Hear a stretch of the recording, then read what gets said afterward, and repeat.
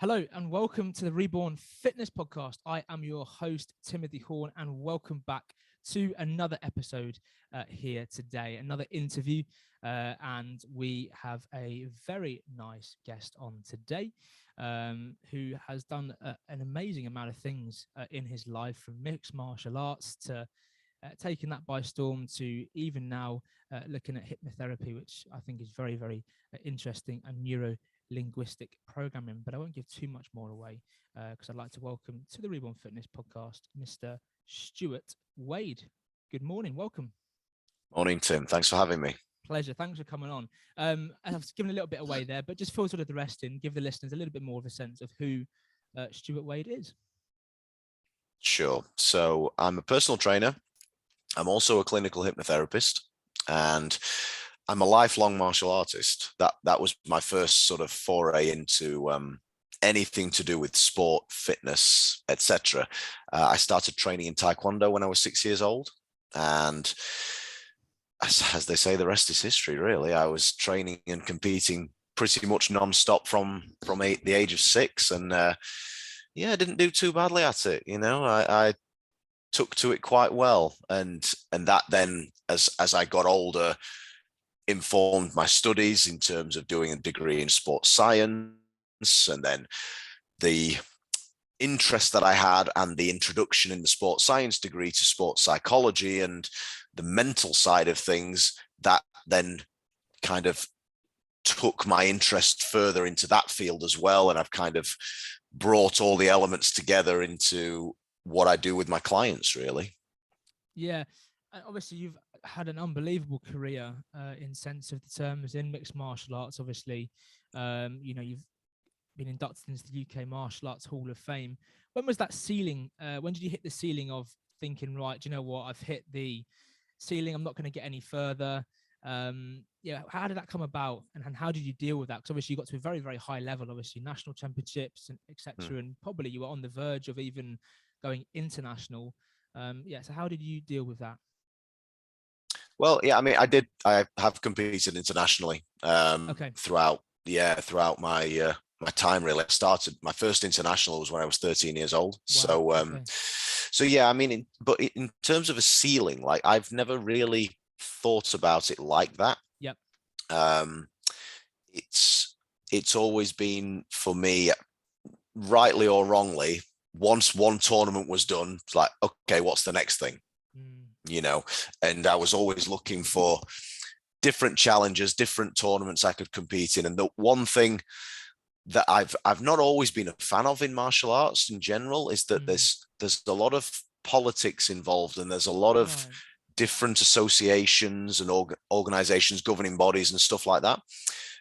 But on the one hand, I didn't like it because it kind of diluted things a little bit, and certain competitors would be affiliated to certain places and they'd only compete with them, etc.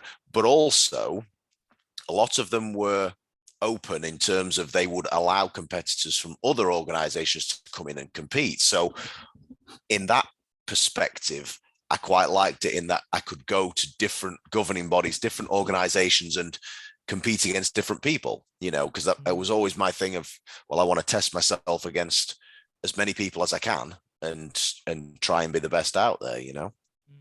So was that probably one of the big factors that maybe not put you off, but maybe stopped you competing at that high level, that politics? Was that something that really just thought, actually, do you know what, even though I don't like that sort of side of the game? Yeah, it was two things. It was the political stuff for sure, and without getting on my soapbox or anything, there were, in my last big tournament, there was accusations of robbery, against me, and I do still believe that now, even so many years down the line and stuff. But that's another thing. But also, it was work commitments that were kind of limiting my training time and stuff like that. So if I wasn't going to be able to train as hard as I wanted to and as often as I wanted to get to maintain at that level, then that kind of led me away from competition a little bit, but still have the itch to get back in there and stuff. And And we'll see. I have a training trip planned in a couple of months, so going over to Thailand and stuff. So Oh, wow. so that'll be fun. So yeah, we'll see. We'll see what happens. Yeah, obviously being at that high level, obviously internationally, and getting inducted into halls of fame and things like that obviously opens a lot of doors, connections. Obviously, you start to realize the political side. Obviously, you started to sort of tar your enjoyment of the sport and competing. How early on, obviously, you had the degree as well. How early did you start thinking about plan B, not so much plan B, but another option, obviously a full-time career? And what were the options, obviously, going forward?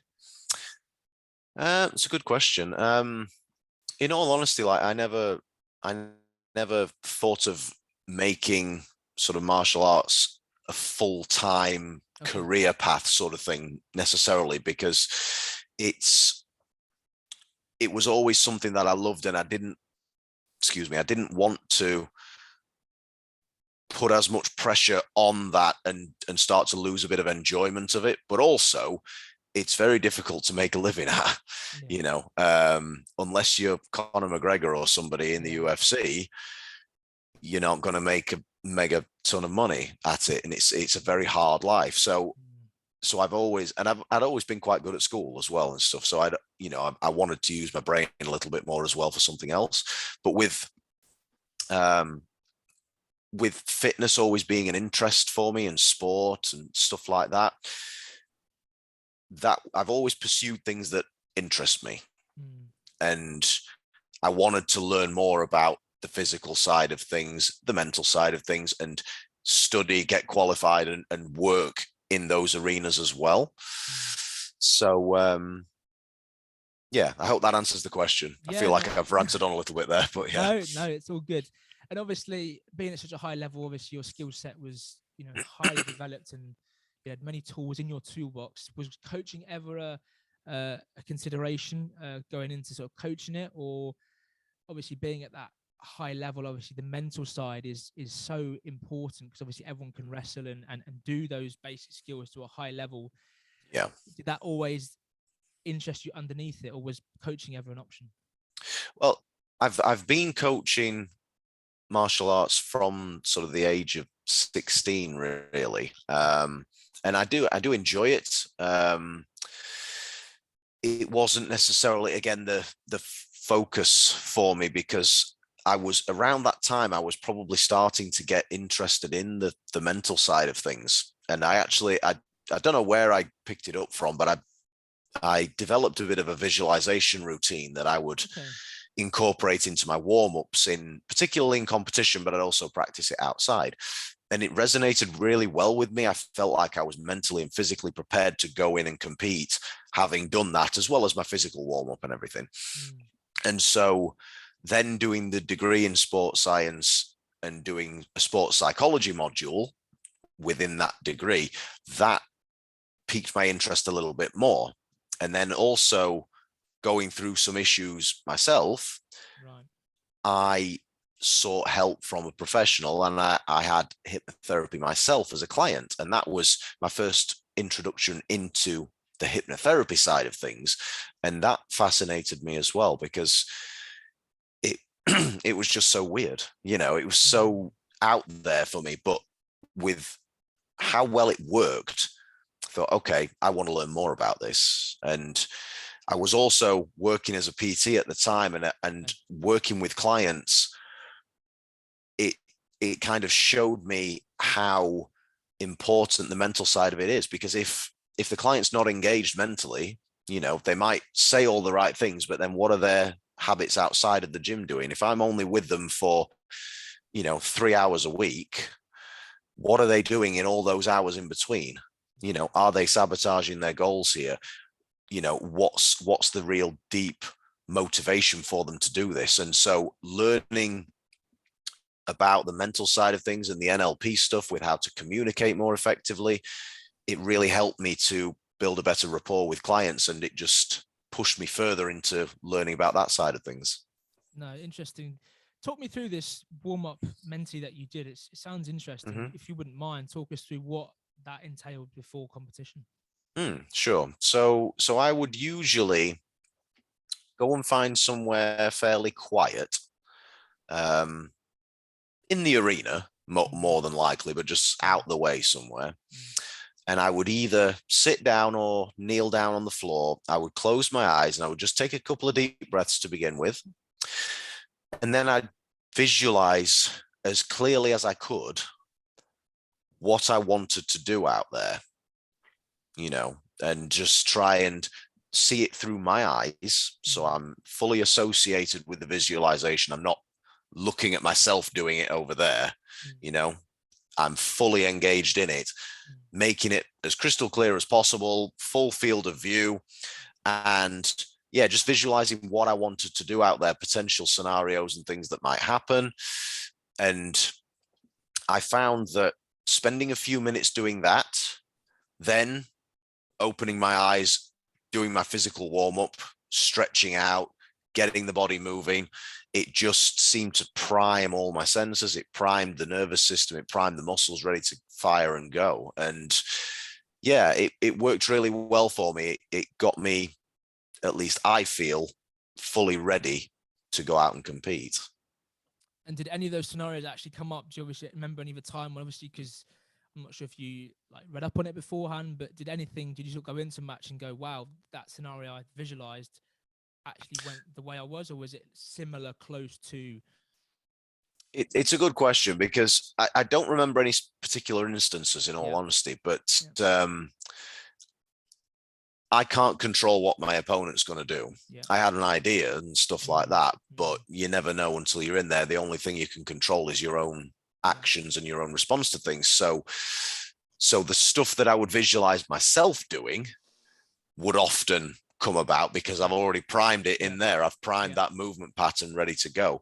But I'm sure the scenarios did pop up, because again, if you know who you're going to be competing against, and you might have studied some of the tendencies and the stuff that they like to do, so you can incorporate that into it. If it's a complete unknown, then it's a toss-up. Who knows? But yeah. So it was more for you to get yourself primed and ready. It's almost like in that zone, focused and everything firing perfectly. Absolutely. Yeah, that's it. Yeah. And then obviously you mentioned you had obviously a bit of a difficult time, and you then went to seek support. And this is where the hypnotherapy started. How did you hear about that? So I think, if I remember correctly, a friend of mine at the time had hypnotherapy with this guy in my hometown where I was living at the time. And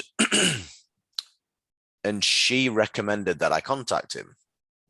And so I reached out, not really knowing too much about what it was about, you know, thinking the typical thing of, you know, a swinging pocket watch and, you know, dancing like a chicken on stage and all that sort of stuff. But yeah, I contacted him, and I believe we did a consultation first, where we just sit and chat and get to the root of what was going on with me. And then we did some formal sessions after that. And yeah, the difference was amazing, and how well it worked, and just the hypnotic state itself was such a weird, altered state of consciousness to be in. And so, so that piqued my curiosity with it. And then I started to study a little bit more and do a bit more visualization stuff like I'd done previously to that.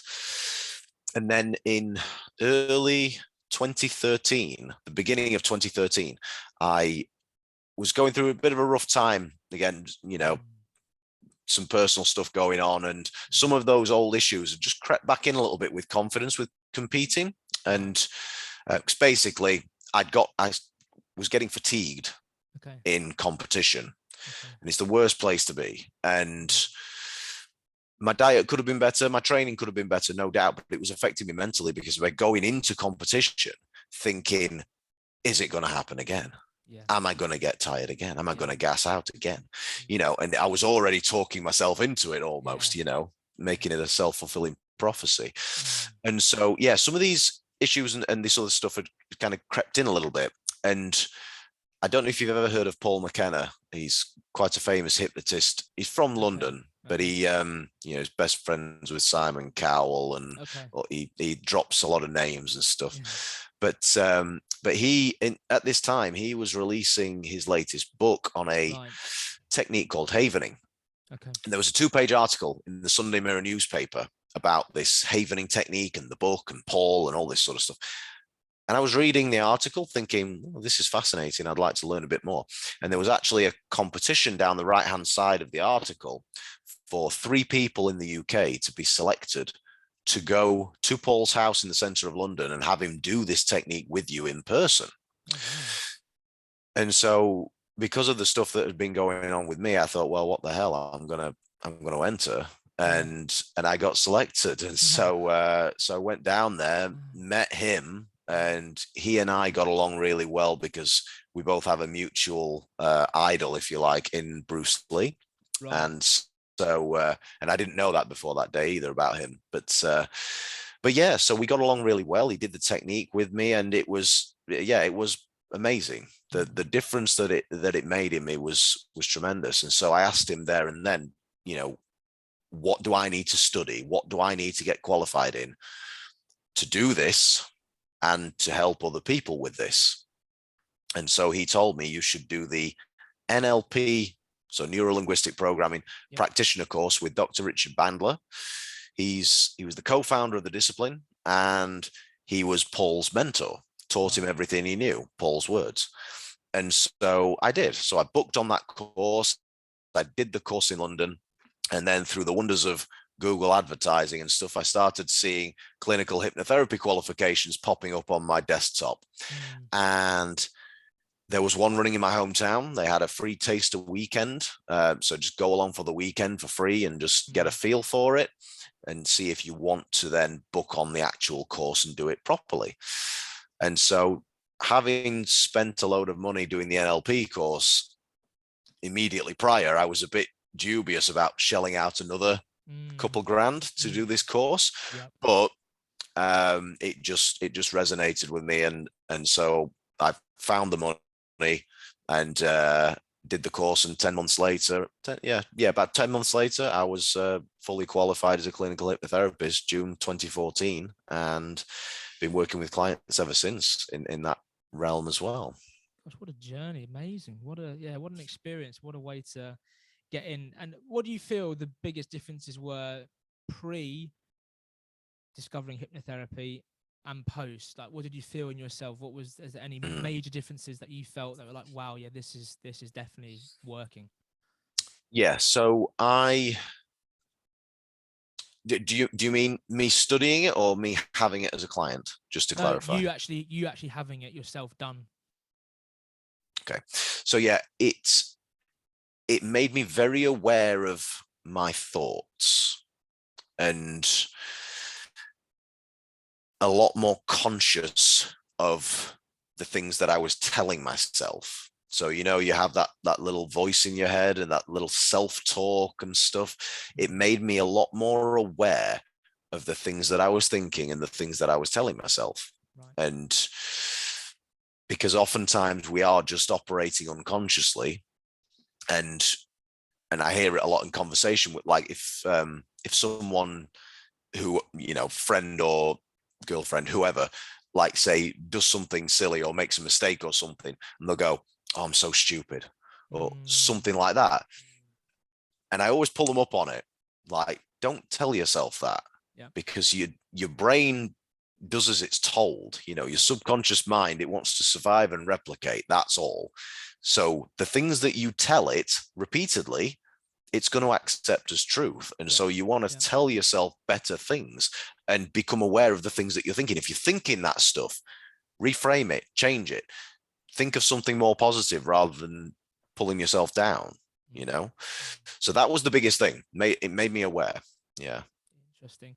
And did it actually help you in competition? Did you feel a difference in competition? Did it add another dimension? Obviously, you were doing already the visualization, but did it add another dimension going in? So obviously, if you had, maybe there's nerves and you're like a certain trigger on your way, am I going to get fatigued? Did you, right, yeah, no, I'm not going to get fatigued, and did that help?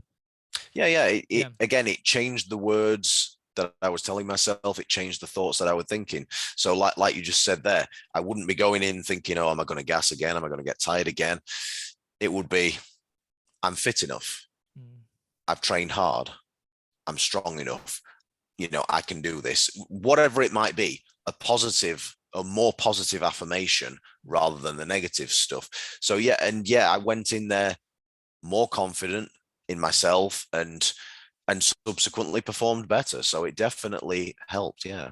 Interesting. And then in terms of studying it and obviously understanding, obviously you probably had a basic understanding as to what hypnotherapy was and neurolinguistic programming was. But after having the experience with, is it Paul it was? That you went to see, winning that experience and then going on the subsequent courses, did it change your perspective? Did you learn anything different? Did it change, oh, I didn't know that, or that's interesting? What did you learn extra on top of obviously your basic information of the areas? Sure. So yeah, I learned a hell of a lot, and a lot of it to do with the actual mechanics of it and the biology of what's going on in that state. The modification of the brain waves, for instance, and how the breathing can affect that, and then your parasympathetic nervous system becoming activated when you get into a certain brainwave state, and lots of different things like that. But on a more practical level, a bit like what I've just alluded to in terms of the words and how important the words are. The biggest thing that I learned was that your subconscious mind only hears positive commands. So, for example, if I don't know if you have any kids or whatever, but if you have a child that's sort of 9 years old, 8, 9 years old, under that age, if you say, don't do that, if they're doing something they shouldn't be, oftentimes they'll find it funny and carry on doing it, because they're operating subconsciously. Right. They've not developed the critical faculties to understand the don't command yet. And so they just think, oh, keep doing it, because their minds don't hear the don't. We do as adults, but they don't. And when you're in that hypnotic state, you are operating subconsciously. Then the conscious mind has been put to one side, and you're listening essentially as a 9-year-old child. And so you have to be very careful about the things that you say. You have to give yourself positive commands. And the same with repetition. If you're just telling yourself something, not necessarily in hypnosis, but if you're telling yourself something over and over and over again, make sure that it's stated in the present, it's stated in the positive as well. It's not don't do this, because again, your subconscious doesn't hear that don't, So that was one of the biggest things that I learned on a practical level, and subsequently was very careful with myself and then with other people. Yeah, interesting.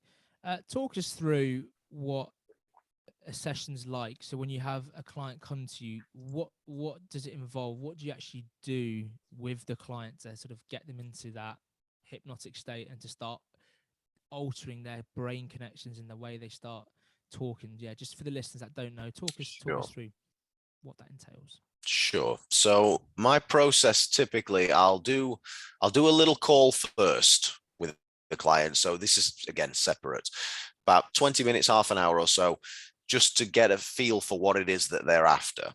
Then we go into a consultation where we sit and go through a deep dive into what's going on. This is all eyes open. We're talking like you and I are right now. Yep.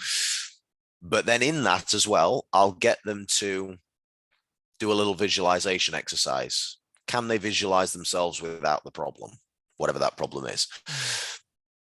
Sometimes they say no. Sometimes they can.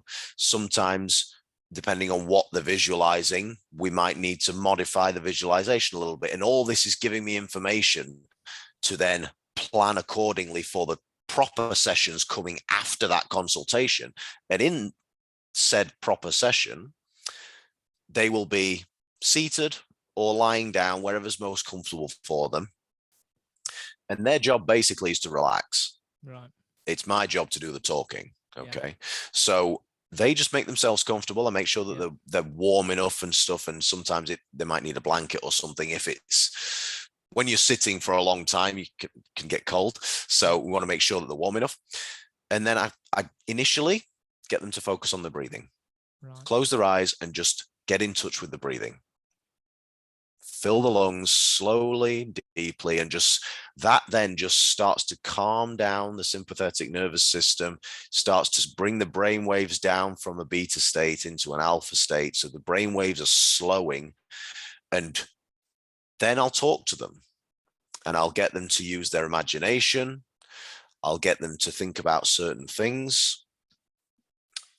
All the while, the brain waves are coming down and getting them into that kind of the magic zone, essentially, which is the theta brainwave state, which is what we're after. Right. Yeah. And the theta brainwave state is when the conscious mind has kind of gone away. It's kind of been put to one side. The critical faculties that are assessing and processing the information coming in are no longer there. The filter's gone. So I can speak directly to the subconscious mind, and they're much more suggestible in that theta brainwave state. So that's where I've got to be super on point with what I'm saying, you know, because I want to program the mind in the right way. And again, all these, we've got like 70,000 thoughts at last count, I think, going through our heads every single day. Yeah.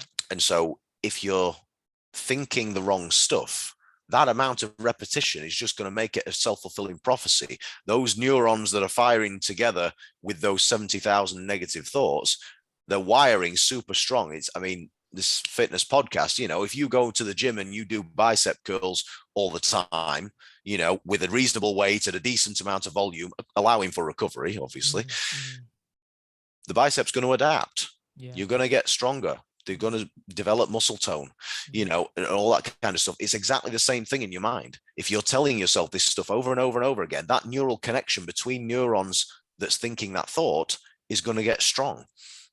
In the hypnotic state, that there's not as much emphasis on that one. So I can get them to think about something else, and that might fire two neurons over here. And then with repetition in that hypnotic state, those neurons are going to fire together and wire together and get stronger. And then this one eventually goes through a process called synaptic pruning, where that neural connection will atrophy to the point where it's no longer needed, and the brain literally snips it like you would prune a hedge, you know. And so that one now, it's not erasing your memory. You still know that it was there, but there's no feeling there now. There's no urge to think that way or go back to that thing, because you've wired this new one and you've cut the ties with this one. Yeah. So, I mean, that's kind of what we do in hypnosis.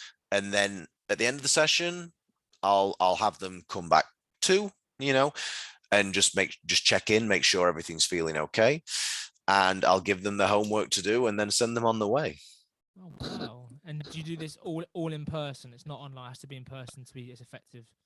Well, I'd never done an online session before COVID, and I was skeptical as to how well it would work, but actually it works really well, provided you've got a reliable internet connection and you build the rapport and all that kind of stuff that I would do in person anyway. It can work really well. I have an online client later on today. In person is always preferable. Yeah. You know, I prefer to do it in person, but online actually works really well. So, yeah. And how long do you usually have them? Is it like an hour-long session, or is it like an hour and a half? How does it work? Depends, but typically it's about an hour. Yeah. Okay. Yeah. Yeah. Interesting. And then how can you develop yourself, obviously, going forward? What avenues do you have? Is there like extra courses you can do, different levels? Is there different areas of neurolinguistic programming and hypnosis you can start to develop to add to your almost business of, you know, helping people? Sure. Yeah. I mean, there's lots of different therapies out there and techniques and modalities and stuff like that come within this kind of umbrella. And so, yeah, there's a lot of stuff that I can learn from out there. And there's also more of the neuroscience stuff as well. That's quite interesting. I've got a massive textbook in my wardrobe here about neuroscience as well, and that's, again, that ties in with the stuff that I've just been saying about the brain and the neurons and stuff. So there's always more to learn, and there's new developments every single day. fMRI technologies showing a lot of new things about the brain that we didn't know before, with people in hypnotic or meditative states. So it's exciting, and there's always new stuff to learn. Oh, it's very interesting, really exciting. And how can we find you? You have your social media website. How can we find out more?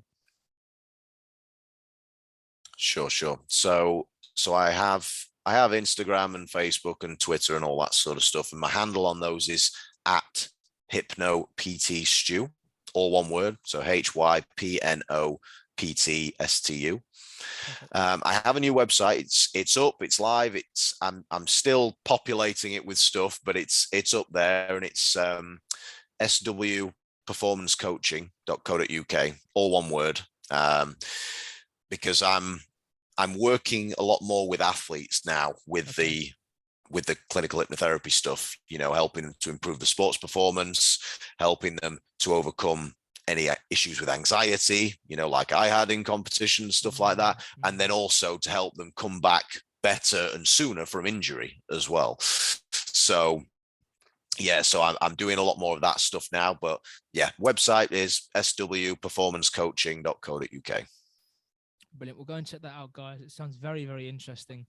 And it's an area I don't know much about, but it sounds fascinating. So thank you very much for sharing that with us today. And I feel like it's such a big area that there's almost so much to talk about. You could probably do a couple of episodes, to be honest, on this area and look at different facets of sport performance and different ones. So it's really, really interesting. Thank you very much for sharing that today and for giving all your knowledge to us. I found it interesting, and I'm sure the listeners will find it and have found it really, really interesting as well. So thank you very much for that. No problem. Thank you. So to finish off, I like to do a little quick fire round, a little bit of fun to finish off the episode, sort of 4 or 5 very fun questions. Are you up for that? Let's do it. All right. So question 1, very, very simply, is milk or dark chocolate? Dark chocolate. Okay, nice. Easy. Healthier, tastes better? No, I just have a bit of a sweet tooth, and I like chocolate, so Fair enough. Question 2 is, if you could live in another decade or era, which would it be and why? Oh, God, that's a good question. I would probably say the early 70s, only because Bruce Lee was still alive then. Okay. And to be around in the Bruce Lee boom, I think that would be really interesting. Yeah. Okay. Interesting. Question 3, I think I sort of know one potential. You're hosting a dinner party. You could have any 3 people, dead or alive, at that dinner table. I think I know one of them, but who would those 3 be? Yeah. So Bruce Lee, shocker. Yeah. Muhammad Ali. Yep. And one more.